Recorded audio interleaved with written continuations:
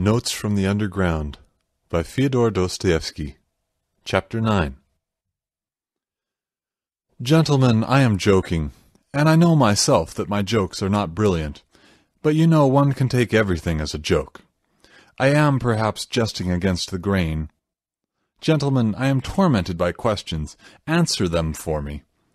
You, for instance, want to cure men of their old habits and reform their will in accordance with science and good sense. But how do you know, not only that it is possible, but also that it is desirable to reform man in that way? And what leads you to the conclusion that man's inclinations need reforming? In short, how do you know that such a reformation will be a benefit to man? And to go to the root of the matter, why are you so positively convinced that not to act against his real normal interests, guaranteed by the conclusions of reason and arithmetic, is certainly always advantageous for man, and must always be a law for mankind? So far, you know, this is only your supposition. It may be the law of logic, but not the law of humanity. You think, gentlemen, perhaps that I am mad? Allow me to defend myself. I agree that man is preeminently a creative animal, predestined to strive consciously for an object and to engage in engineering, that is, incessantly and eternally to make new roads wherever they may lead. But the reason why he wants sometimes to go off at a tangent may just be that he is predestined to make the road, and perhaps, too, that however stupid the direct, practical man may be, the thought sometimes will occur to him that the road almost always does lead somewhere, and that the destination it leads to is less important than the process of making it, and that the chief thing is to save the well-conducted child from despising engineering, and so giving way to the fatal idleness which, as we all know, is the mother of all the vices. Man likes to make roads and to create. That is a fact beyond dispute. But why has he such a passionate love for destruction and chaos also? Tell me that. But on that point I want to say a couple of words myself. May it not be that he loves chaos and destruction? There can be no disputing that he does sometimes love it. Because he is instinctively afraid of attaining his object and completing the edifice he is constructing? Who knows, perhaps he only loves that edifice from a distance, and is by no means in love with it at close quarters. Perhaps he only loves building it, and does not want to live in it, but will leave it, when completed, for the use of les animaux domestiques, such as the ants, the sheep, and so on. Now the ants have quite a different taste. They have a marvelous edifice of that pattern which endures forever, the ant-heap.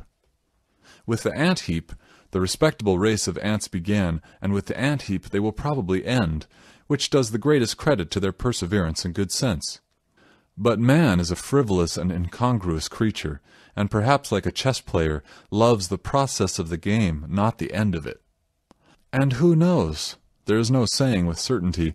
Perhaps the only goal on earth to which mankind is striving lies in this incessant process of attaining, in other words, in life itself, and not in the thing to be attained, which must always be expressed as a formula, as positive as twice two makes four, and such positiveness is not life, gentlemen, but is the beginning of death. Anyway, man has always been afraid of this mathematical certainty, and I am afraid of it now. Granted that man does nothing but seek that mathematical certainty, he traverses oceans, sacrifices his life in the quest, but to succeed, really to find it, dreads, I assure you. He feels that when he has found it there will be nothing for him to look at. When workmen have finished their work, they do at least receive their pay. They go to the tavern, then they are taken to the police station, and there is occupation for a week. But where can man go? Anyway, one can observe a certain awkwardness about him when he has attained such objects. He loves the process of attaining, but does not quite like to have attained. And that, of course, is very absurd. In fact, man is a comical creature. There seems to be a kind of jest in it all. But yet mathematical certainty is, after all, something insufferable. Twice two makes four seems to me simply a piece of insolence. Twice two makes four is a pert coxcomb who stands with arms akimbo barring your path and spitting. I admit that twice 2 makes 4 is an excellent thing, but if we are to give everything its due, twice 2 makes 5 is sometimes a very charming thing too. And why are you so firmly, so triumphantly convinced that only the normal and the positive, in other words, only what is conducive to welfare, is for the advantage of man? Is not reason in error as regards advantage? Does not man perhaps love something besides well-being? Perhaps he is just as fond of suffering. Perhaps suffering is just as great a benefit to him as well-being. Man is sometimes extraordinarily, passionately in love with suffering, and that is a fact.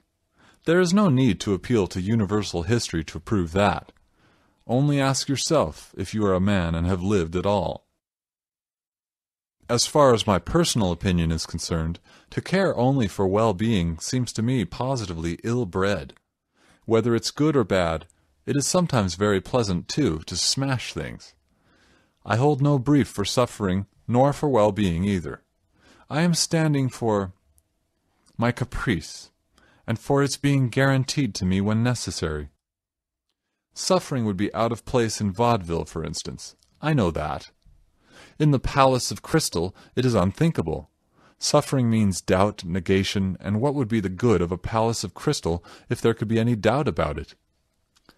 And yet I think man will never renounce real suffering, that is, destruction and chaos. Why, suffering is the sole origin of consciousness. Though I did lay it down at the beginning that consciousness is the greatest misfortune for man, yet I know man prizes it and would not give it up for any satisfaction. Consciousness, for instance, is infinitely superior to twice 2 makes 4. Once you have mathematical certainty, there is nothing left to do or to understand. There will be nothing left but to bottle up your 5 senses and plunge into contemplation. While if you stick to consciousness, even though the same result is attained, you can at least flog yourself at times, and that will, at any rate, liven you up. Reactionary as it is, corporal punishment is better than nothing. End of chapter 9. Notes from the Underground by Fyodor Dostoevsky. Chapter 10.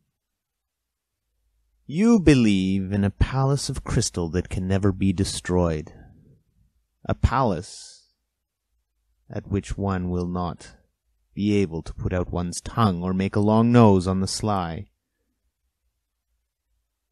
And perhaps that is just why I am afraid of this edifice, that it is of crystal and can never be destroyed, and that one cannot put one's tongue out at it, even on the sly.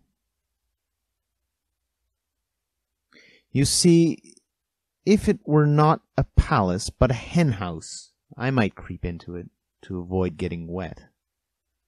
And yet I would not call the hen-house a palace out of gratitude for it keeping me dry. You laugh and say that in such circumstances a hen-house is as good as a mansion. Yes, I answer, if one had to live simply to keep out the rain. But what is to be done if I have taken it into my head that it is not the only object in life, and that if one must live, one had better live in a mansion? That is my choice, my desire. You will only eradicate it when you have changed my preference. Well, do change it. Allure me with something else. Give me another ideal. But meanwhile, I will not take a hen-house for a mansion. The palace of crystal may be an idle dream. It may be that it is inconsistent with the laws of nature, and that I have invented it only through my stupidity, through the old-fashioned irrational habits of my generation. But what does it matter to me that it is inconsistent? That makes no difference, since it exists in my desires, or rather exists as long as my desire exists. Perhaps you are laughing again. Well, laugh away. I put up with any mockery rather than pretend that I am satisfied when I am hungry. I know, anyway, that I will not be put off with a compromise, with a recurring zero, simply because it is consistent with the laws of nature and actually exists. I will not accept, as the crown of my desires, a block of buildings with tenements for the poor on a lease of 1,000 years, and perhaps with a signboard of a dentist hanging out. Destroy my desires, eradicate my ideals, show me something better, and I will follow you. You will say, perhaps, that it is not worth your trouble. But in that case, I can give you the same answer. We are discussing things seriously, but if you won't deign to give me your attention, I will drop your acquaintance. I can retreat into my underground hole. But while I am alive and have desires, I would rather my hand were withered off than bring one brick to such a building. Don't remind me that I have just rejected the palace of crystal for the sole reason that one cannot put out one's tongue at it. I did not say because I am so fond of putting out my tongue. Perhaps the thing I resented was that of all your edifices there has not been one at which one could not put out one's tongue. On the contrary, I would let my tongue be cut off out of gratitude if things could be so arranged that I should lose all desire to put it out. It is not my fault that things cannot be so arranged, and that one must be satisfied with model flats. Then why am I made with such desires? Can I have been constructed simply in order to come to the conclusion that all the construction is a cheat? Can this be my whole purpose? I do not believe it. But do you know what? I am convinced that we underground folk ought to be kept on a curb, though we may sit 40 years underground without speaking. When we do come out in the light of day and break out, we talk and talk and talk. Chapter 11.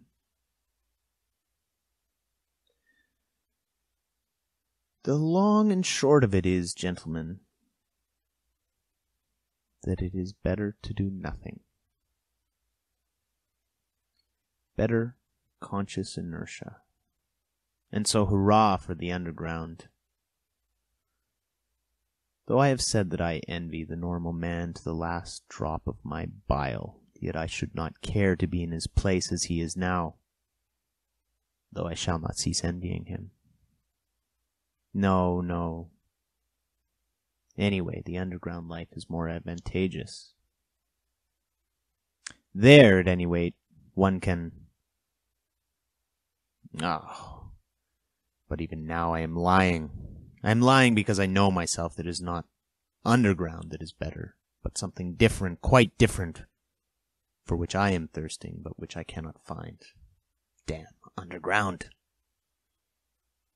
I will tell you another thing that would be better, and that is, if I myself believed in anything of what I have just written. I swear to you, gentlemen, there is not one thing, not one word of what I have written that I really believe. That is, I believe it, perhaps, but at the same time I feel and suspect that I am lying like a cobbler. Then why have you written all this, you will say to me. I ought to put you underground for 40 years without anything to do, and then come into your cellar to find out what stage you have reached. How can a man be left with nothing to do for 40 years? Isn't that shameful? Isn't that humiliating? You will say, perhaps, wagging your heads contemptuously. You thirst for life and try to settle the problems of life by a logical tangle. And how persistent, how insolent your sallies. And at the same time, what a scare you are in. You talk nonsense and are pleased with it. You say impudent things and are in continual alarm and apologizing for them. You declare that you are afraid of nothing, and at the same time try to ingratiate yourself with our good opinion. You declare that you are gnashing your teeth, and at the same time you try to be witty so as to amuse us. You know that your witticisms are not witty, but you are evidently well satisfied with their literary value. You may perhaps have really suffered, but you have no respect for your own suffering. You may have sincerity, but you have no modesty. Out of the pettiest vanity you expose your sincerity to publicity and ignominy. You doubtlessly mean to say something, but hide your last word through fear because you have not the resolution to utter it, and only have cowardly impudence. You boast of consciousness, but you are not sure of your ground. For though your mind works, yet your heart is darkened and corrupt, and you cannot have a full, genuine consciousness without a pure heart. And how intrusive you are, how you insist and grimace. Lies, lies, lies. Of course, I have made up all the things you say. That, too, is from underground. I have been for 40 years listening to you through a crack under the floor. I have invented them myself. There was nothing else I could invent. It is no wonder that I have learned it by heart, and it has taken a literary form. But can you really be so credulous as to think that I will print all this and give it to you to read too? Another problem. Why do I call you gentlemen? And why do I address you as though you really were my readers? Such confessions as I intend to make are never printed nor given to other people to read. Anyway, I am not strong-minded enough for that, and I don't see why I should be. But you see, a fancy has occurred to me, and I want to realize it at all costs. Let me explain. Every man has reminiscences which he would not tell to everyone, but only to his friend. He has other matters in his mind which he would reveal, not even to his friends, but only to himself, and that in secret. But there are other things which a man is afraid to tell even to himself, and every decent man has a number of such things stored away in his mind.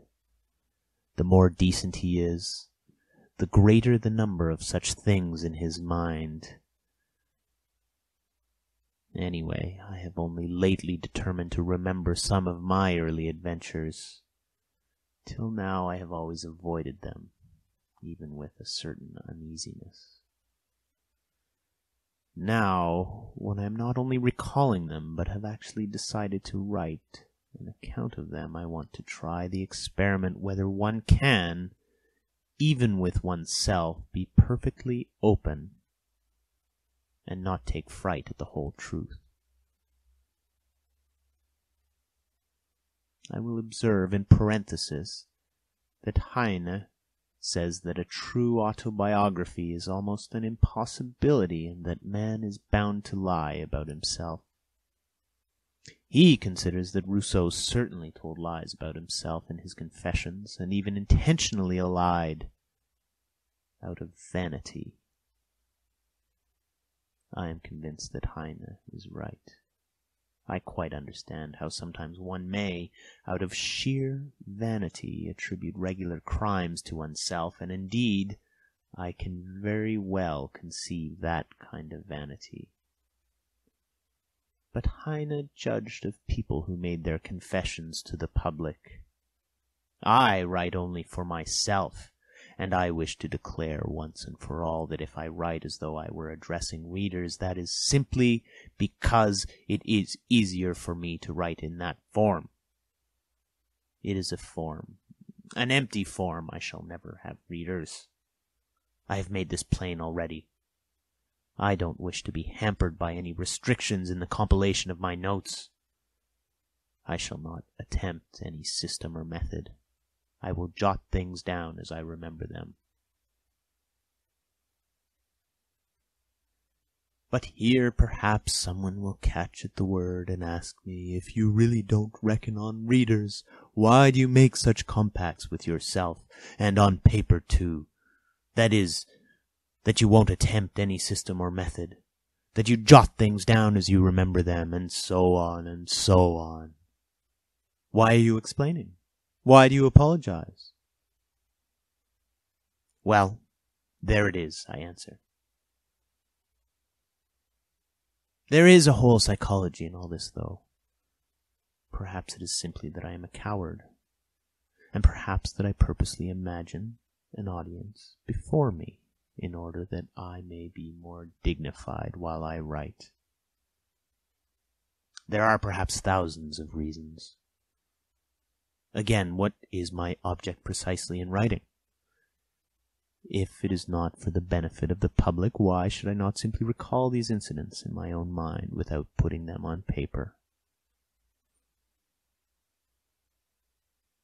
Quite so. But yet it is more imposing on paper. There is something more impressive in it. I shall be better able to criticize myself and improve my style. Besides, I shall perhaps obtain actual relief from writing. Today, for instance, I am particularly oppressed by one memory of a distant past. It came back vividly to my mind a few days ago, and has remained haunting me like an annoying tune that one cannot get rid of. And yet, I must get rid of it somehow. I have hundreds of such reminiscences. But at times someone stands out from the 100 and oppresses me. For some reason, I believe that if I write it down, I should get rid of it. Why not try? Besides, I'm bored, and I never have anything to do. Writing will be a sort of work. They say a work makes man kind-hearted and honest. Well, here is a chance for me anyway. Snow is falling today, yellow and dingy. It fell yesterday too, and a few days ago. I fancy it is the wet snow that has reminded me of that incident, which I cannot shake off now. And so, let it be a story apropos of the falling snow. End of chapter 11.